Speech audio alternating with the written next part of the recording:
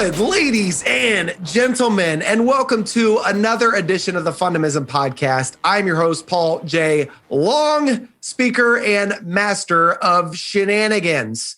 You know, if you've been following the journey in 2021, you understand that we're working very diligently on focusing the how of the elements of Fundamism and creating more joy, fun, and fulfillment in life. You know, we oftentimes talk about the what and why things are important. But for me, I believe that we could understand why something is important and what we want to do. But ultimately, if we don't know how to incorporate those things, then maybe, just maybe, we're setting ourselves up for failure. So really excited about today's guest. Our featured fundamental is Get Organized. So Get Organized is our featured fundamental of Fundamism today.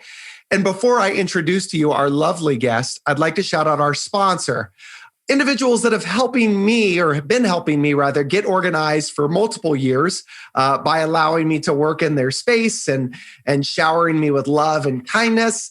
Charlie Hustle. Charlie Hustle has the finest threads. They have amazing apparel, whether you're looking for some really comfy sweats or an awesome t-shirt that showcases your love for a collegiate or professional team, or just your love for community.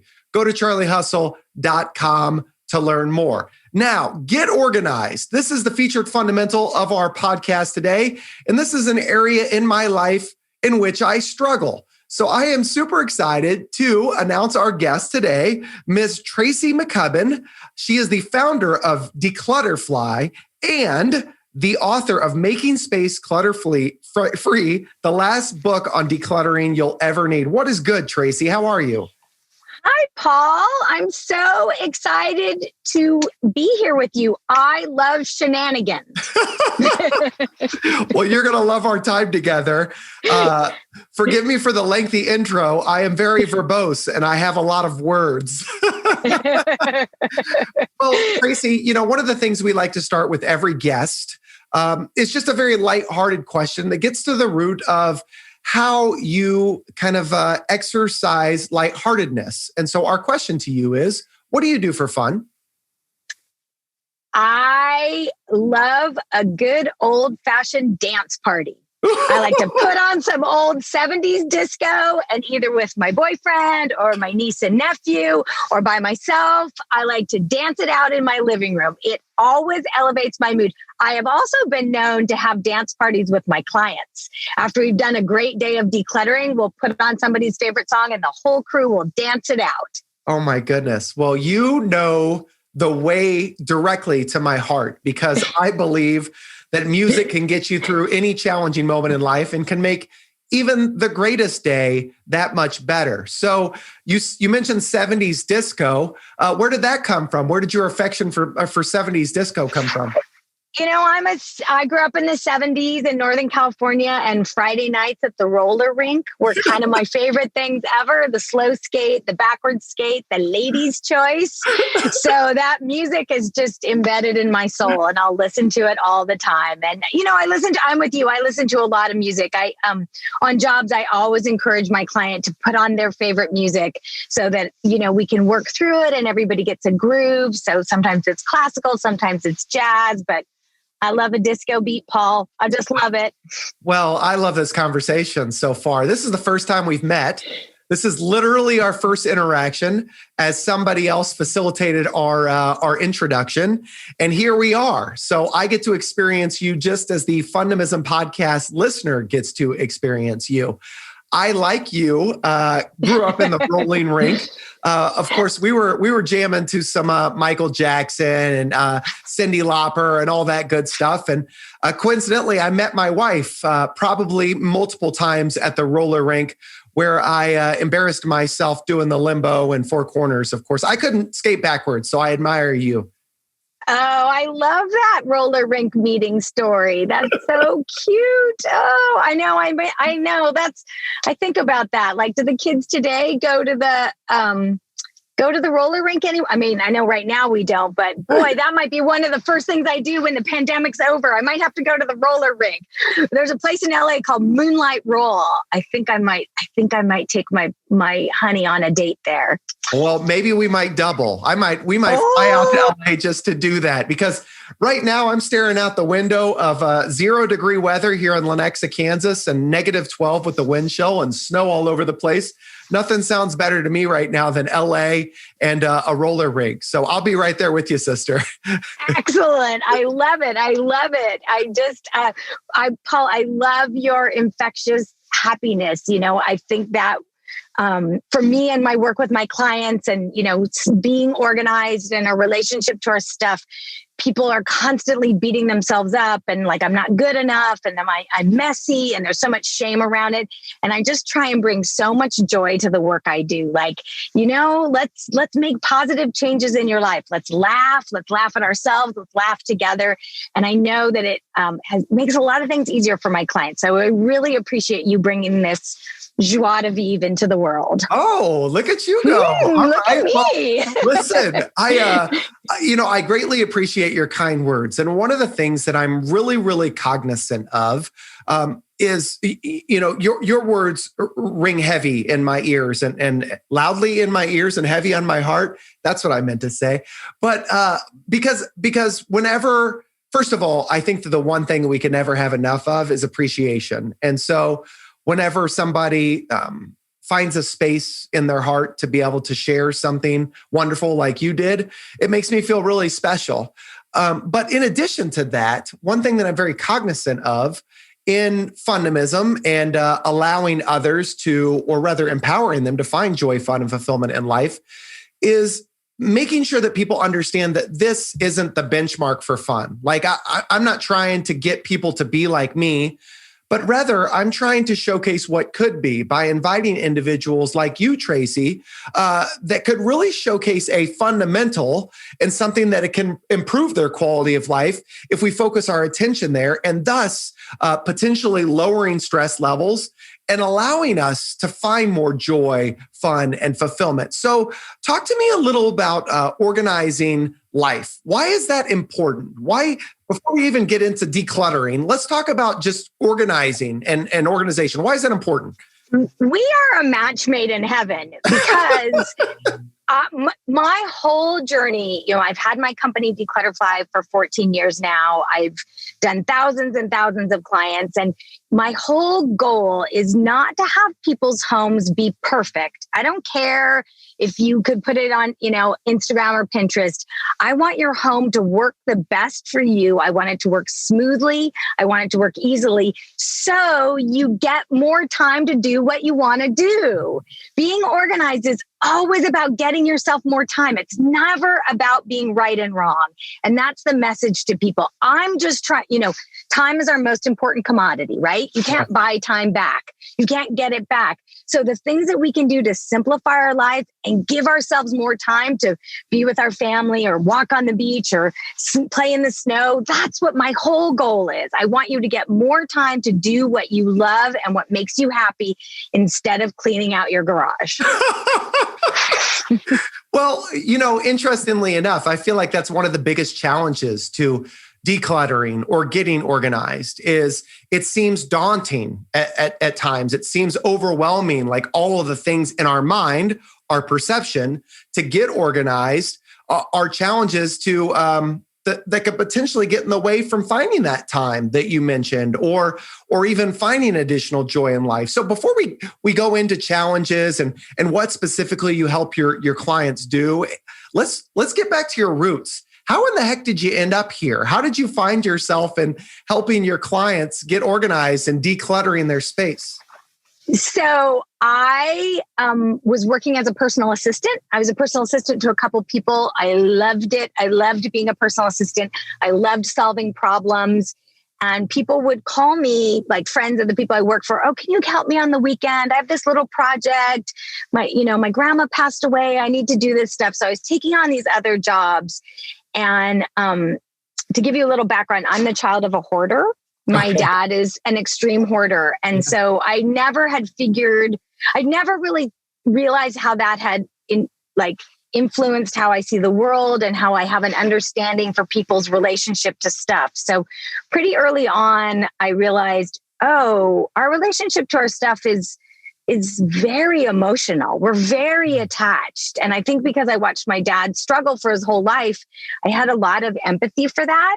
So I really infused my work early on with my clients that, this is an emotional attachment, and you're free to let the attachment go and help them figure out why they're emotionally attached and help them set goals and create a vision. So, I just sort of did it on the side. And then I was like, I think I have a business, and I made a little website, and I hung a little shingle out, and 13 years later and 20,000 clients or something, I have 8 people working for me, and, it's been great. So I think it was that it was born out of my own personal experience. Like so many things in life, right? Yep. All roads lead us here. That's exactly right. What you just hit on is what we like to call the F in fun. Or your personal foundation, right? So many things that we go through, or that we live, or that we experience in life, are based on previous experiences and things that we have gone through, or challenges that we faced, or even loved ones that we've had the luxury of interacting with over time. I could so relate to your story because my father was a hoarder, a significant hoarder, to the point where it cost us a lot of money and was very debilitating in certain relationships. Just briefly, Tracy, I'm sure you'll get a kick out of this. So we lived in a very, very small town called Osawatomie, Kansas. And we had this beautiful Victorian style house that we had always intended to fix up. And so when my dad got the first loan to remodel the house, rather than throwing his money at remodeling the house, he built the biggest outdoor garage you've ever seen in your life. Like it was as big as our house in the backyard. And the sole purpose was to hoard, to accumulate all of his tools, right? Yeah. Yeah. And it's interesting that you've gone on the journey that you've gone on, coming from that experience, because, for me, I always felt hoarding is so heavy. It's so heavy. And I want people out there listening to know, if you think that you're hoarding or someone you love, please reach out to me. I can offer some resources. I have a lot of information to help you through it. But for me, it was a big journey in my life, was realizing, I always thought my dad chose his trash over me. And so when I realized that this was, a mental disorder and he didn't have control over it, it was that's what made me step into being able to help other people. So for you, I mean, it's no coincidence that you want to bring joy to people's lives. It makes so much sense. Well, I appreciate what you're saying so much. And I think that there's so many fascinating overlaps in where we are and in our connections. So, I will tell you this, Paul, us children of hoarders, we always find each other. We have it's like a little secret club, and you're like, oh, if you know, you know. That's exactly right. And you know what? In fairness to my father, I will say that a little of it rubbed off on me, and we're going to talk about that because I think it's important that our listeners can relate, not just by hearing your experiences, but me sharing some of my vulnerabilities as well. So, one of the things you have mentioned, that there's this emotional connection for individuals that hoard. For my father, he was always thinking that, something was worth some amount of monetary value. Oh no, I could sell that for a profit someday. And not only did we have that big garage, Tracy, the amount of money that we spent in a rental space per month was absolutely nuts. So astronomical. You could have bought everything that was in there 10 times over with what you spent on it. We could have hired Tracy 100 times over. So what you're talking about, and this is what I discuss in my book, Making Space Clutter Free, what you're talking about is what I call a clutter block.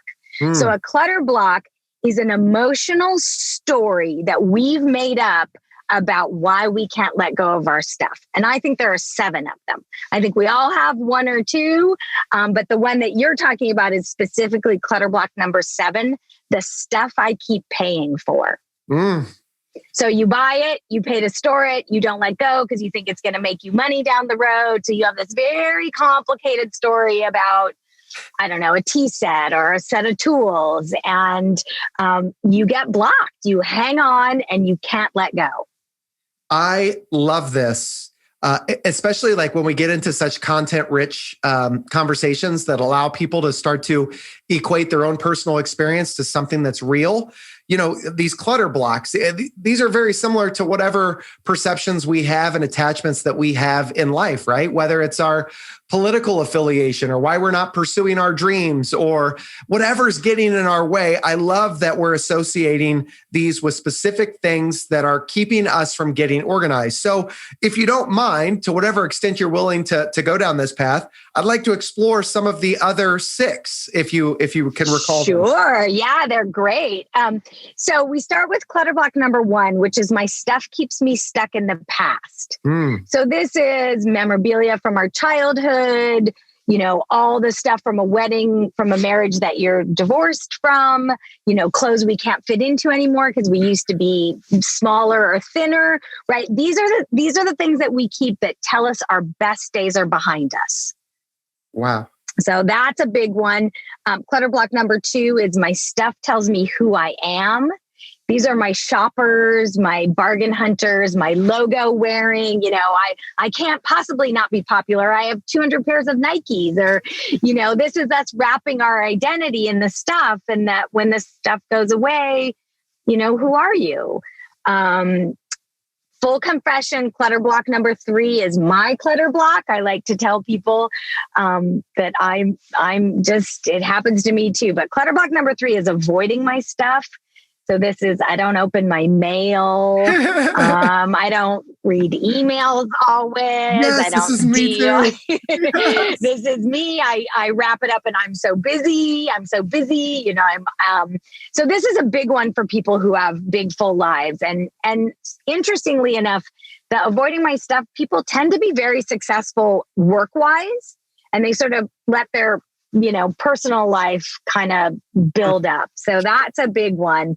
Number 4, my fantasy stuff for my fantasy life. So this is buying all the things for the sport you think you're going to take up or the hobby you're going to take up, you know. The ecliptic machine, what is it called? Elliptical. Elliptical, thank you. Yeah. Well, here's the funny thing about ellipticals. I probably have this conversation once a week. I'll say to a client, well, do you use this? And they go, every day to hang my clothes on. That's right. Number 5 is I'm not worth my good stuff. So this is clothes with tags on it. You know, you're waiting for that special day to burn that nice candle or use the good china or wear the nice blouse, you know, and I feel like every day is special and there's no guarantee there's a tomorrow. So celebrate today. And I do know I'm going a little fast with these. So people are, perfect. you know, people, this is all in the book. We talk about each one. I give you a bridge to get through it. I give you a work plan, but, and clutter block number 6 is great. It's a big one. It's trapped with other people's stuff. So this is a lot of somebody's passed away and you've inherited all their things and you can't possibly let go of it because they meant so much to you. You know, it's really about wanting to keep the connection with the person who's passed away. And it really can, you know, it's like you think you're honoring that person's memory, but you're really not because you've become so burdened with their stuff. So that's a big one. And I'm really seeing so much of that right now with people's grandparents passing and, you know, life changing so much. So I think we all have one clutter block. Sometimes we have 2 as our life changes. They go in and out, but it's really freeing for people to understand like, oh, I'm not the only one. Like, oh, this isn't me, just me. There's a lot of people who struggle. And when it's put so succinctly, it's so easy to go, oh, that's why I'm doing this. I don't need this anymore. I'm going to rewrite my story. That's exactly right. And what I love about what you're doing is, you know, it's somewhat cliche from my perspective, what I'm saying to you right now, but this emotional baggage, right? Like all of our stuff is related to some emotional connection. And you just laid out 7 of them, which is absolutely brilliant. And so understanding. And if you think about your exact emotional baggage is such a great term because this is really baggage. You know, if you're paying for storage units, we all know how much they cost. If you're paying for 1 or 2 storage units, there's a real cost to hanging on to your baggage, right? You can add it up and go, oh, I spend $200 a month. That's, you know, X over how many years.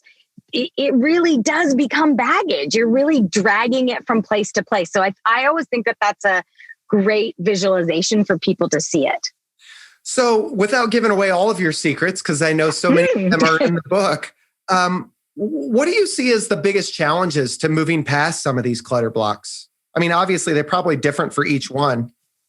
I think the first one is realization, right? Like realization that there's more. You know, if you have an issue with clutter or getting organized, you've probably heard from the people in your life, oh, just throw it away. Just throw it away. Like, why can't you just let it go? Well, if change was easy, everybody do it. You know, you have to understand that what may be easier for some people, it's not easy for you, and that's okay. So the realization is there, and that it's going to take some work, right? Rome wasn't cluttered in a day. So understanding that it's going to take some emotional work and some physical work and planning it and setting yourself up for success. Like I see so many people beat themselves up. I don't know why I can't do this. It's like, well, I don't know how to play the violin. And if I wanted to, I'd go get a teacher. So, you know, just like, that's the one that upsets me. I just hate seeing people being so hard on themselves. Sure. And, you know, I think that's just kind of human nature, right?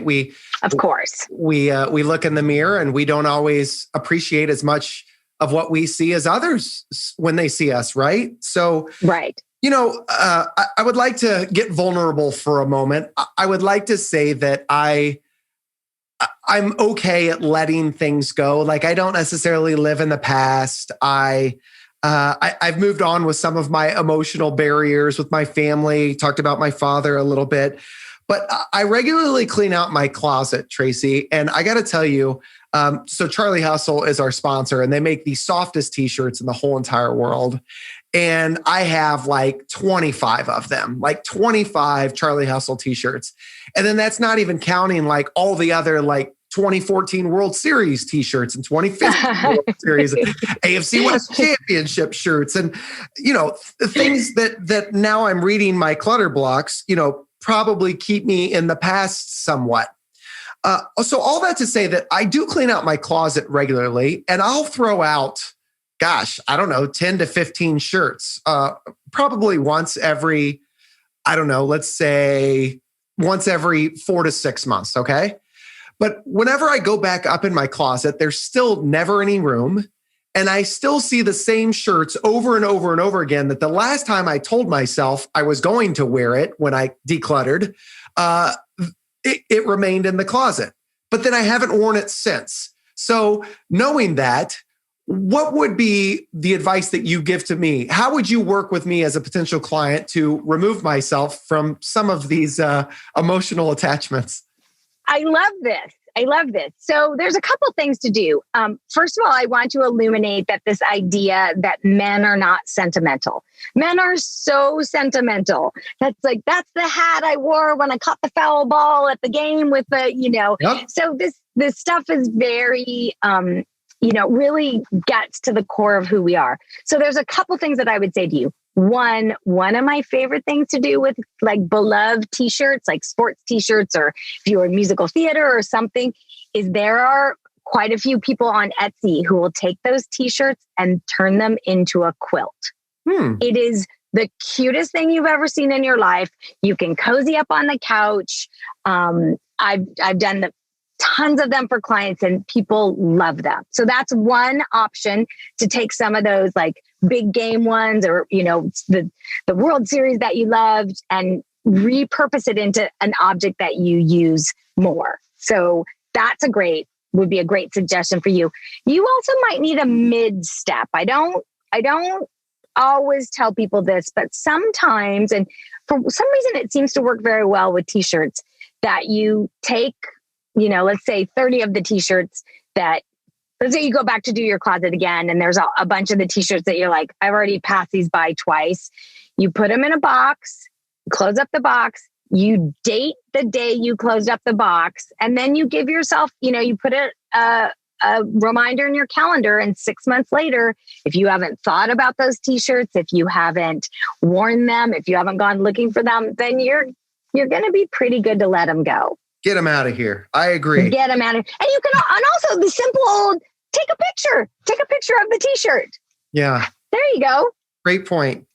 All right. So one other question. I've never been one that's like, I think people will look at, you had some wonderful things to say before we started recording about the bow tie and, all that stuff. So because I'm not necessarily ever like on trend, I don't think like I wear things that people are like, oh, that's so hot right now, or that's super in. Oftentimes what'll happen is I'll buy like a new set of shirts. So like right now I'm wearing floral or Hawaiian, but I've recently gotten into like these pattern shirts that throw back to our childhood. Like I have this Goonies shirt and Saved by the Bell. Oh, how fun. They are fun. And I compliment them with a bow tie that is a clean look to me, and a nice pair of sneakers or whatever it may be. And then I work whatever the shirt theme is into my keynotes or my presentations. So here's my challenge and my question to you. Because the shirts never are necessarily in, like they didn't just all of a sudden go out of style, I struggle just letting go of it because I feel like I'm going to wear it again at another event when the feeling hits me just right. Is that just wishful thinking? Or what are your thoughts on that? Well, I think that the first, especially with clothes, there's a pass of, I'm never going to wear this again. Sure. I didn't like the colors. The tag was itchy, but some of those fun things, you can rotate them out, put them in cold storage, but I think like, let's say for right now, you're in an Aloha shirt phase and you love them and you've got 15 of them. You're going to grow tired of the Aloha shirt phase. Sure. And so maybe you can get it down to keeping 3 of your favorite. Love it. Right? Yeah. So it's about being realistic, about how many, if the trend comes back, how many are you going to wear? You're making up a few bits of stories not to let go. And here's the other thing. If you fully get back into the Aloha shirt trend, then go to the thrift store. There's a million, right? Sure. Like we have to like this. I know. And it's a very, very nice one. And I do store clothes. I'm not, if you have the space for some, storage, I think that that's great. But, just be realistic about what were if you have 15, maybe keep 3. So what I'm hearing you say is I probably shouldn't have purchased 6 of them for Christmas. Is that? Yes. Okay, right. So, one thing that we consistently come back to here, and not necessarily directly, but rather indirectly, is, and thank you for calling me out, I'm feeding this narrative in my head, right? Like I'm making excuses as to why I can't let go. And that's, of course, a subset of, the emotional baggage that we carry each and every single day, whatever it is. We're talking about physical stuff right now. But obviously, I think that this same discussion that we're having can relate to, as you actually prefaced and setting all of this up, to any emotional things that we've gone through or experiences, the past or loved ones. So let's talk. I would love for you just to kind of dive in a little bit into your vulnerable self. You'd mentioned that your big clutter block is avoiding your stuff. How is that manifested in your career, and what are you doing to close the gap? That's great. I have fallen under that idea that being busy is a virtue. I'm so busy. And so I'm, forever kind of running around and not getting everything done. And it's a bit martyrdom, like, oh, I'm so busy. Right. And it's so counterproductive. Like I really came to this during the pandemic. Like I was like, oh, I'm not even enjoying work and I'm not even enjoying my downtime. Like I'm not enjoying any of it. And why do it if I don't? So I'm really clear about being productive, about blocking chunks of time off. I'm working on this now. I'm working on that, putting it down at the end of the day, really being so focused with my time management because I want to buy myself time to enjoy my partner, to enjoy my new puppy. And it really was not, it was really a lot to be like, oh, I'm so overworked. Like, it's just not a space to live in. It really was weighing me down. Some health issues were coming up. I wasn't sleeping. So I'm really understanding there's only 24 hours in a day. You have to sleep 8 of them. You have to eat, these are how many hours you have. So how do you carve it up? So what you're saying is really resonated with me right now because oftentimes, so we have this little CRM email marketing tool where like a series of emails go out whenever anybody signs up. And one of the first emails is, what's the biggest challenge for you to having more fun in life or in any given day? And the two things that we get often are time, right? Time, what you said. And, all of the mundane tasks, all the stuff that we have to do, cooking dinner or picking the kids up or managing my business or doing all the emails, whatever it may be. And interestingly enough, I've been toying around this concept in my head, and I'd love your thoughts on it. I believe, in my own personal opinion, that that contrary to popular belief, there's enough time in any given day to do all the things that we want to do, that we truly want to do. But we can 100%. 100%. So tell me more about that. Expand your thought process on that.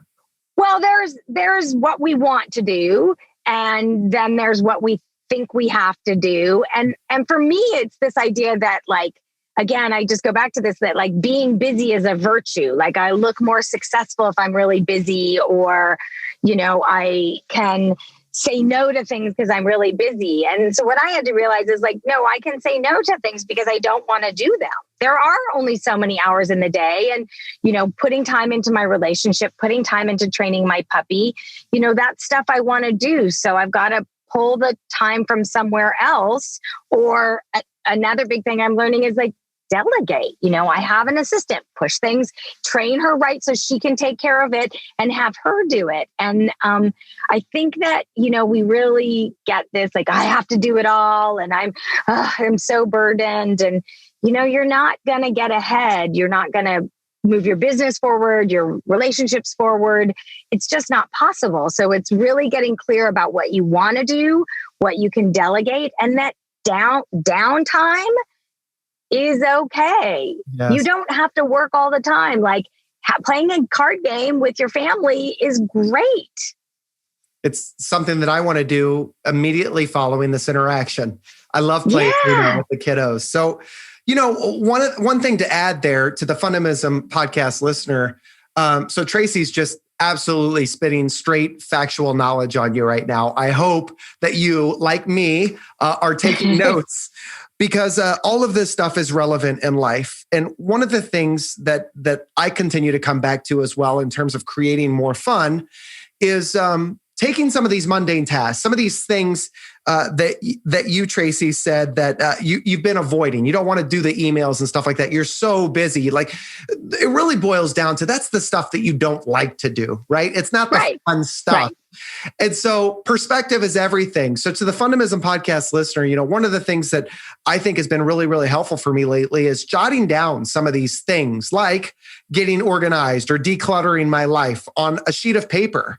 And then to the right side of that paper, running exactly parallel to that item, try to find a way to make that item more fun. Try to find a way to spice it up. Try to find a way to look at that item just a little differently. Maybe it means that while you're working emails, you're putting on some old 70s disco and you're literally grooving as you're reading the email, right? But, the old adage, when you change the way that you look at things, the things that you look at change.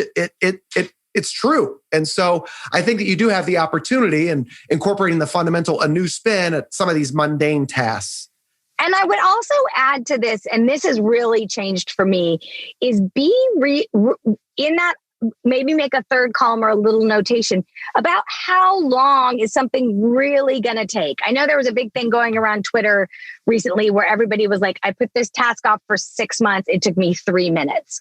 So that's one of the things that I realized. The longer you put something off, the bigger you think it gets and the more time you think. But when you really sit down, it's like, oh, that was a 2-minute phone call and a 30-second follow-up email. Yeah. So sometimes if you can, and this is what I do with people when we're decluttering, break it down. This is how long the closet will take. This is how long your linen closet will take, so that when we see the actual chunk of time, you're like, oh, I can invest that to be happier, to have less stuff. I can invest that amount of time. So I think that's a great, I love adding, how you can make it a little bit more fun. I always encourage clients to have a treat for themselves when they finish, or, we laugh a lot.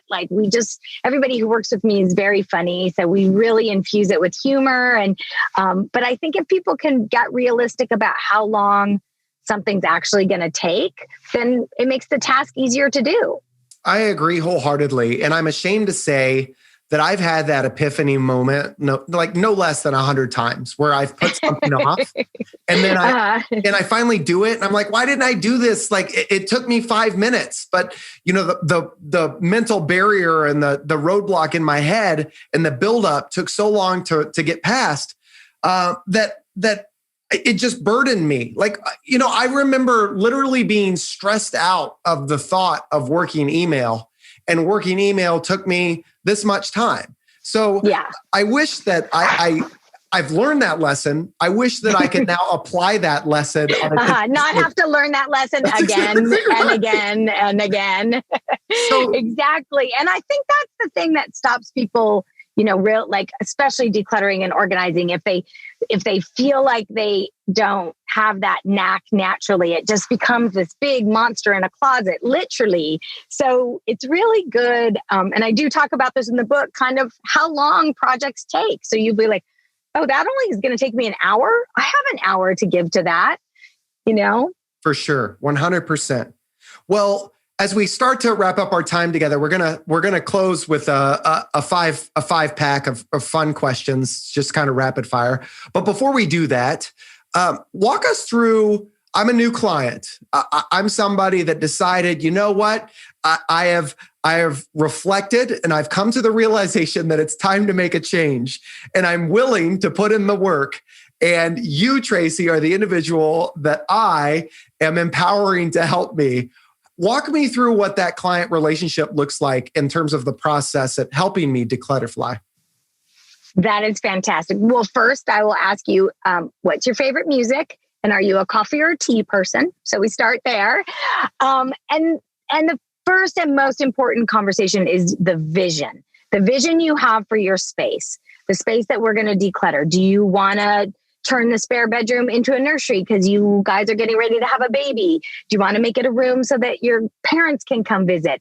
I really want my clients to focus on what they're gaining by letting go of the stuff. So once we have the vision in place, then everything else kind of falls into step after that, because we're always looking forward. When we get stuck, we know what we want to accomplish.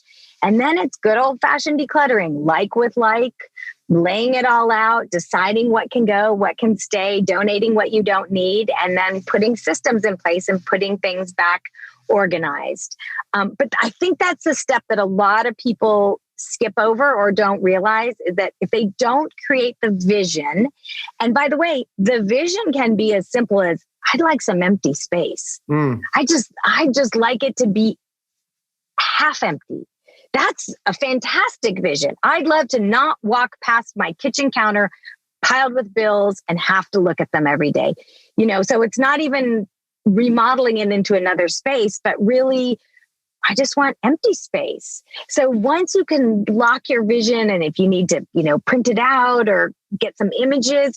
That's going to help you get through it because you have a goal. You have something that you want. And I think that's the part that a lot of people don't, I need to get organized is a little ambiguous. That's like, I'm not 100%, I'm not 100% sure, so does that mean I want to buy more time? I want to spend less time doing this, more time doing that. I want systems. I want things to be a little more automated. So other family members, I want to label. It's a great example. Like we'll label the linen closet where things go so that once the kids get a little older and help putting away the laundry, it's like, oh, towels go here, sheets go here. Are there some things you can put into place to make everybody be able to participate? So that's really the big step. Let's create the vision and let's make sure that everything we do gets us one step closer to that goal. And so we are going to have this in the show notes and we're going to wrap with it as well. But if anybody wants to learn more about Tracy and dClutterfly, is it dClutterfly.com or do you have another? Yes, it is. Awesome. dClutterfly, and it's dClutterfly.com. Beautiful. All right, sister. Well, let's have some fun. We're gonna end this thing with a bang. We're gonna go a 5-pack here because that's common. I already stole. I'm wiggling in my chair. I'm so excited. I'm doing the bump right now. All right. What's one thing in your life that you just can't let go of? Like it consistently is there.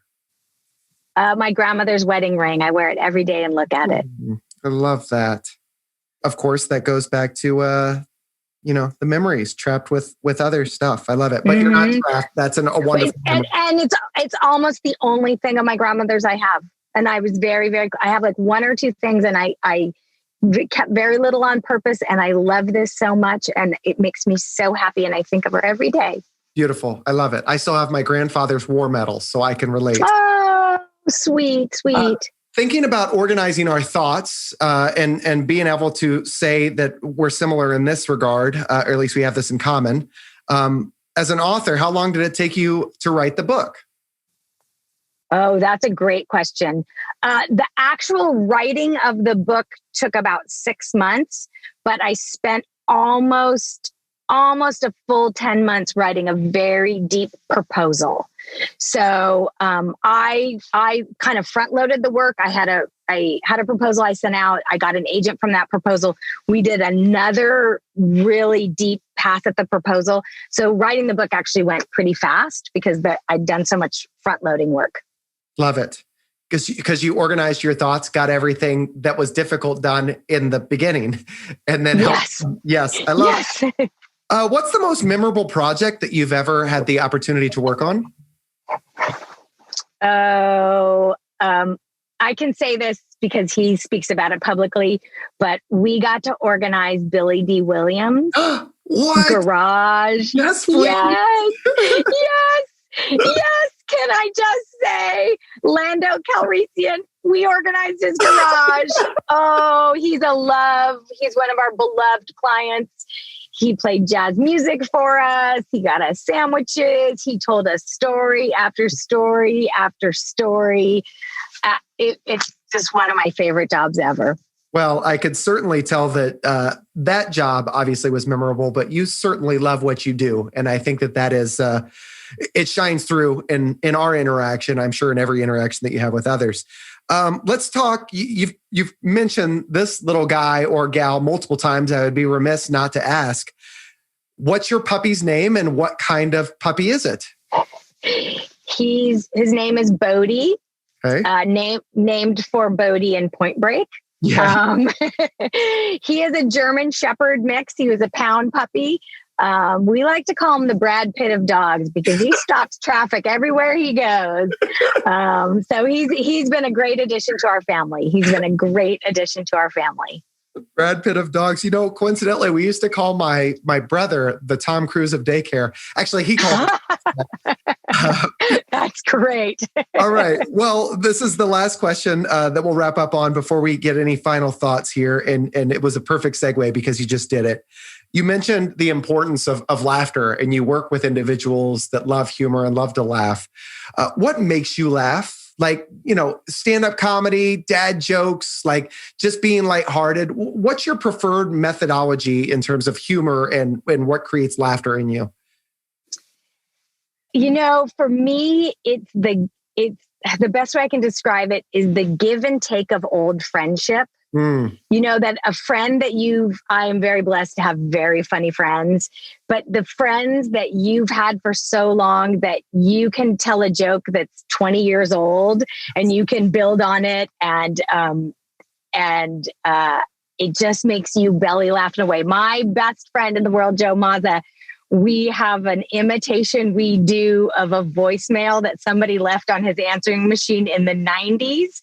And to this day, we can call each other and leave that voicemail and we will just fall on the ground laughing. So I think I would say, I don't know, is this a category like historical laughter? Yes. Like those jokes that you call back again and again and again. That's right. And they never get old. I got just like Joe. John Winston Stoner is my junior high school and college friend. And we could pick up where we left off. Like we didn't skip a beat. And the interesting thing is we laugh at all of our jokes and no one knows what the hell we're laughing at because they're just our jokes. Yeah. So, and you belly laugh, like belly laugh. Yeah. My partner, when Joe comes to visit, he's always like, oh, here they go again. But it's just that kind of laughter. It's first of all, it's funny. Yes. And second of all, it just reminds you the bond you have with people. It's my favorite. And I'd wrap with this in terms of laughter. You mentioned belly laughs. Have you ever had that laugh that's so hard that those bumps behind your head hurt? Because I don't know if it's your jaw connects or what, but have you ever had that? Yeah. It's almost like it's like the back. It's like a ice cream headache in the back of your head or something. Yeah, no, I know.